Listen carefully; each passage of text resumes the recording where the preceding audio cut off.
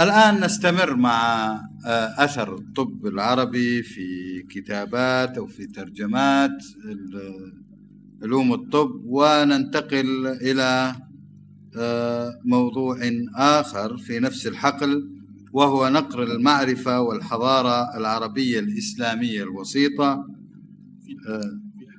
في الحضارة. نعم، نقل المعرفة في الحضارة العربية الإسلامية الوسيطة، آخذا مفتاح الطب ومنهاج الطلاب لابن هندو نموذجا يقدمها الأستاذ الدكتور فلوريل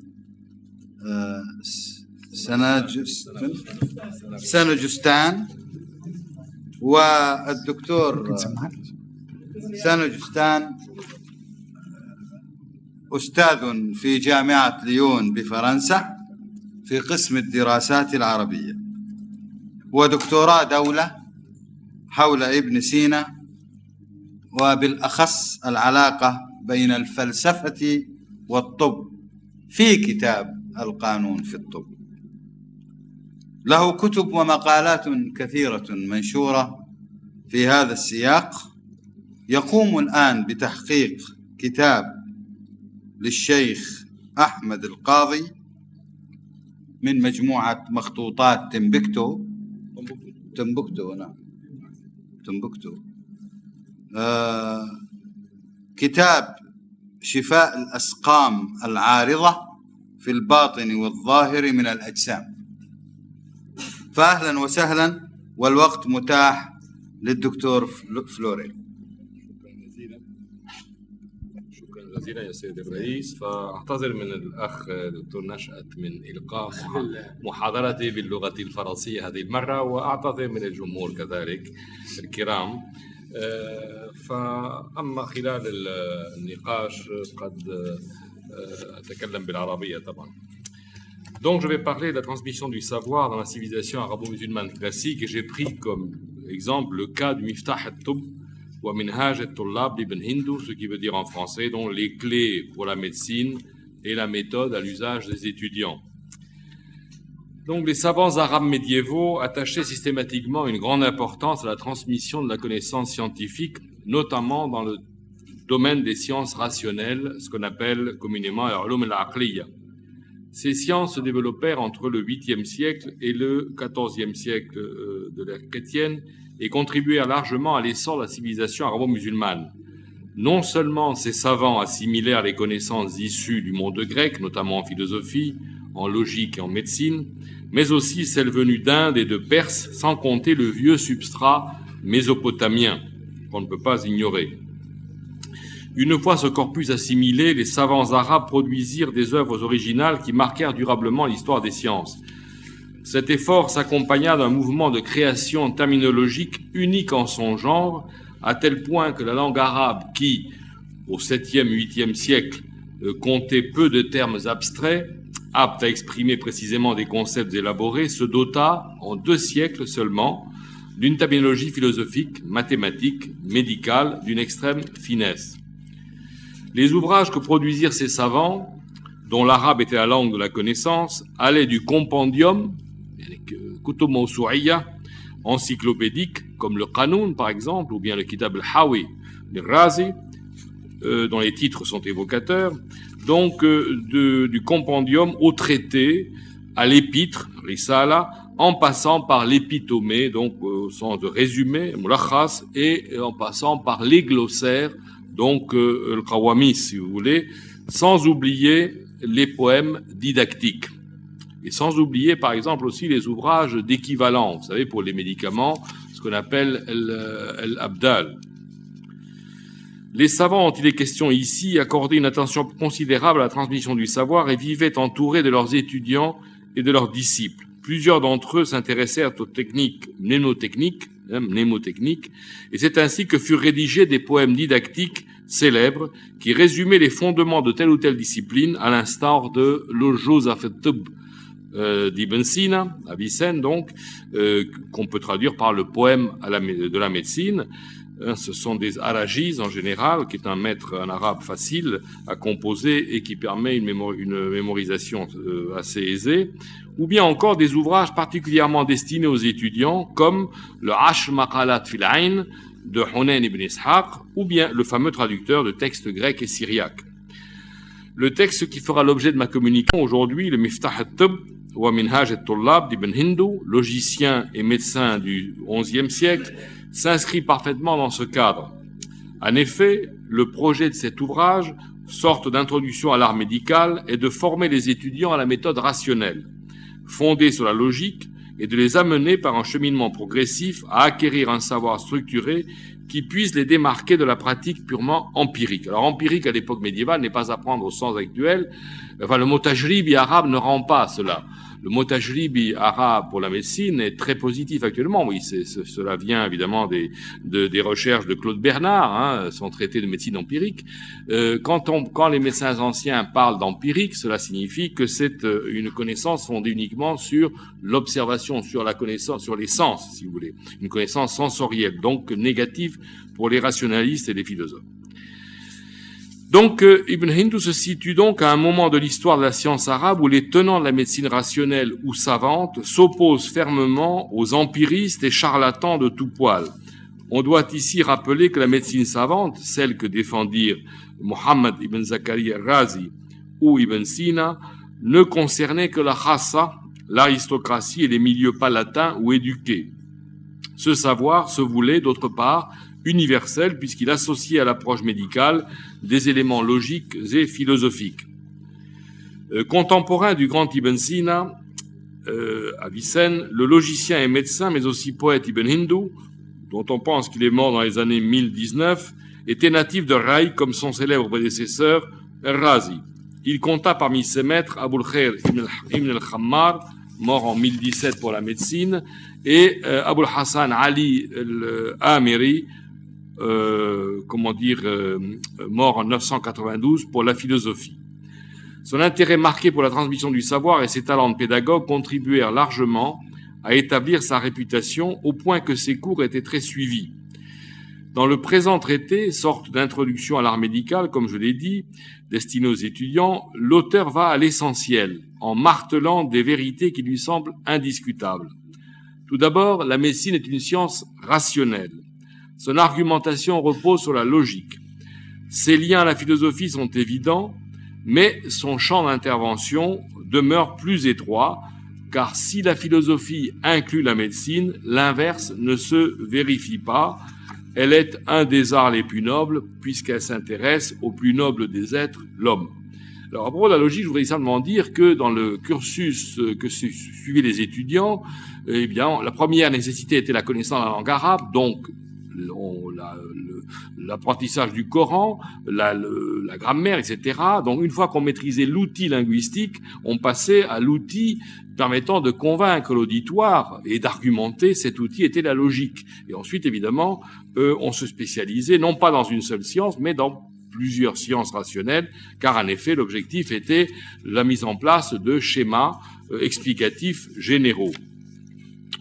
Toute l'argumentation d'Ibn Hindu vise à distinguer la médecine rationnelle fondée sur des concepts théoriques élaborés et des méthodes éprouvées d'accession à la vérité de la médecine populaire, de l'empirisme, qui n'est pour lui qu'une accumulation de recettes sans structuration conceptuelle.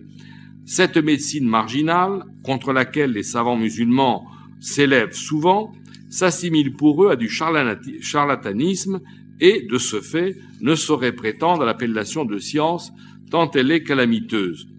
Le texte de ce traité médical laisse apparaître par ailleurs un débat qui agitait la communauté médicale contemporaine d'Ibn Hindu.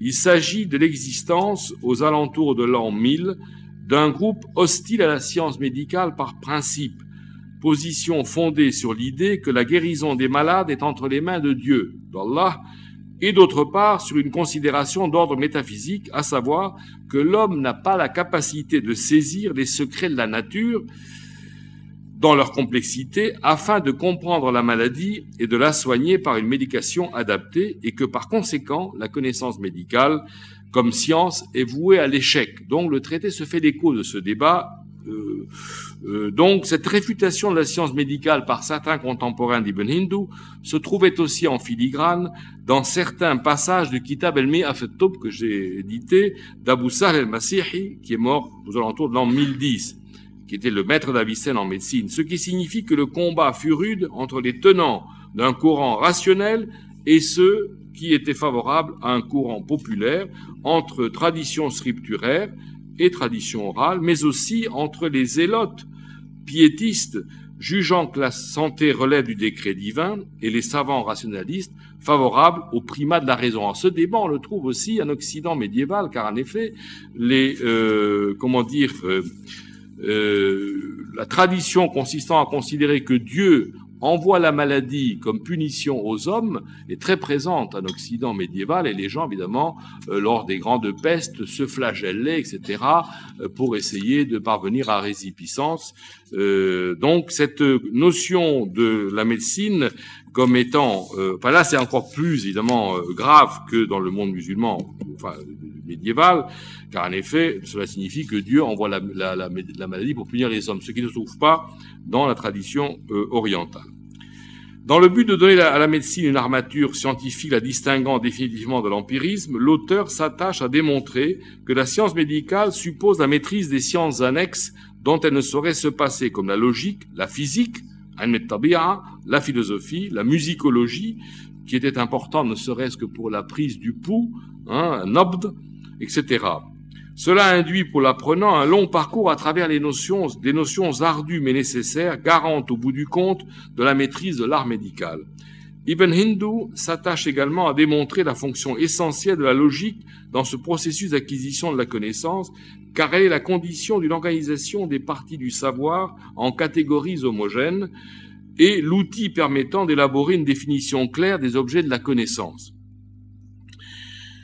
Cette volonté de rigueur à laquelle semble s'y attacher Ibn Hindu se comprend aisément quand on sait le rôle primordial qu'il affecte à la didactique de la discipline médicale, d'où ces pages lumineuses sur la hiérarchisation des parties du savoir médical, sur le fait que cette science est constituée sur un très long terme et que chaque génération de savants apporte sa pierre à l'édifice. Ça veut dire qu'il n'était pas très, contrairement à une tradition assez établie, qui était la vénération des anciens, l'Awail, Ibn Hindu, dans son traité, se montre, comme son maître, Ibn al-Khammar, se montre assez réticent par rapport à cette tradition. Et il critique volontiers les anciens quand il estime qu'ils sont dans l'erreur. C'est ce qu'il va faire, par exemple, sur le fameux corpus qu'on appelle le corpus des 16 livres de Galien, corpus alexandrin, où en effet il va se montrer critique sur tel ou tel ouvrage ou sur la progression qui était proposée aux étudiants par l'école d'Alexandrie. À ce propos, donc je peux dire qu'en effet il ne fait pas preuve à l'égard des anciens de la déférence coutumière aux hommes de son temps. Donc, on peut dire que le présent traité se distingue par sa grande rigueur et sa méthode. L'auteur est convaincu que, sans méthode, l'effort de l'étudiant en médecine restera vain et sera une perte de temps. Donc, l'objet de ce bref ouvrage est de donner à l'apprenant les clés. Le mot clé se trouve dans le titre, Miftah al-Tub. Les clés, donc, qui lui permettront d'accéder à une connaissance solide, parce que bien étayée, des arcanes, des mystères de cette médecine, de cette science. Il aborde les fondements théoriques qui régissent l'art médical, la nécessité de mettre en œuvre la raison et la progression logique indispensable à l'acquisition des principes théoriques et pratiques de cette science.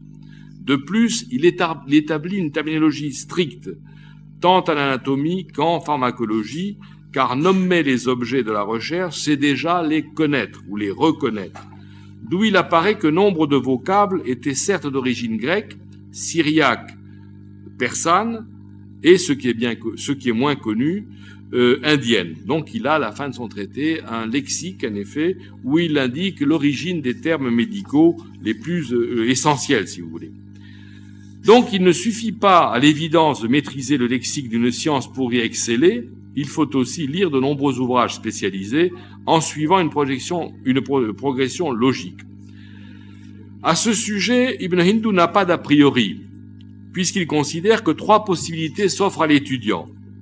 Soit aller de ce qui est premier en médecine vers ce qui est second, par exemple étudier les éléments, l'anasir, pour aller vers ce qui est second, les tempéraments, par exemple, l'amzija, ou bien commencer par ce qui est noble, donc sharif, pour finir par ce qui l'est moins, les organes nobles, l'ardar raïsa, comme on dit, comme dit Avicenne, donc l'ardar raïsa, on commence par ces organes qui auront la préséance sur ceux qui ne le sont pas. Donc, entre parenthèses, je voudrais dire que l'organisation du corps est à l'image d'organisation sociale. Vous avez de la même manière que vous avez des princes, de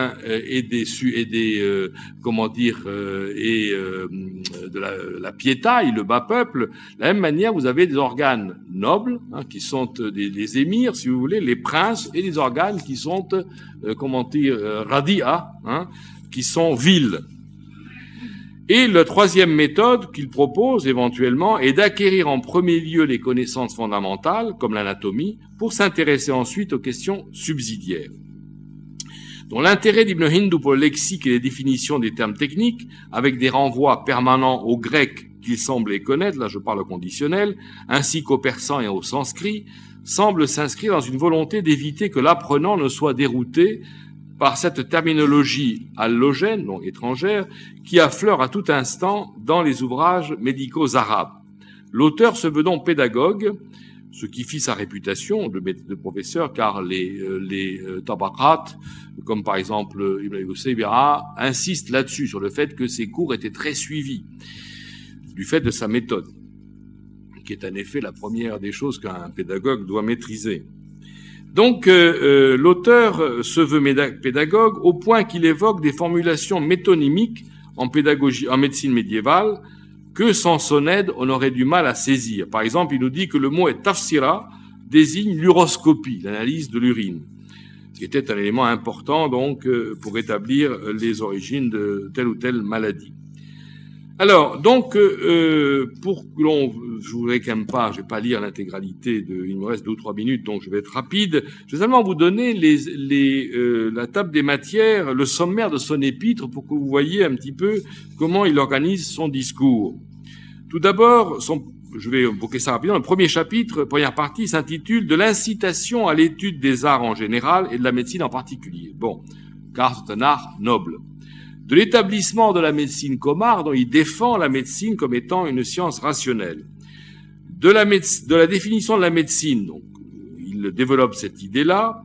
De l'honorabilité de la médecine, dans l'univers des sciences, des parties de la médecine, bien entendu, les fameuses 3 parties habituelles qui sont l'hygiène, hifz al-siha, le mudawat, donc la médication, et la 3e partie, donc là il reprend les schémas grecs, qui sont la jirah, l'amal bil yad, comme on disait.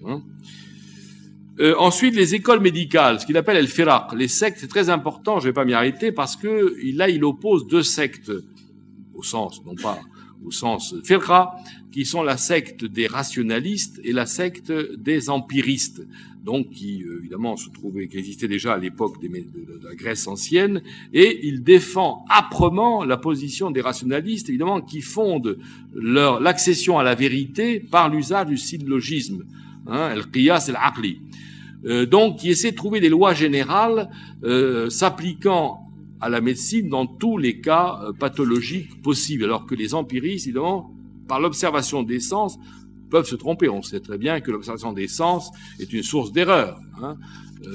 Par exemple, si vous mettez la main dans de l'azote refroidi à moins de 200 degrés, vous aurez une impression de chaleur, alors que c'est un froid absolu. Vous voyez, donc cela montre bien ou bien le mirage, etc. Cela montre bien que la connaissance fondée sur l'observation purement sensorielle mène à une impasse. Donc ensuite, il mentionne les méthodes dont découle l'art médical, l'énumération des sciences que le médecin doit connaître, et enfin de la progression dans l'apprentissage, chapitre très important, de la progression dans l'apprentissage de la médecine et du choix des ouvrages, et enfin une partie terminologique, comme je vous l'ai dit, qui s'intitule Termes et définitions médicaux. Donc, je vais m'arrêter tout de suite, vous lire ma conclusion. Puisque nous sommes... une seconde, يعني مسك الختام فقط. Voilà. Donc, je termine simplement.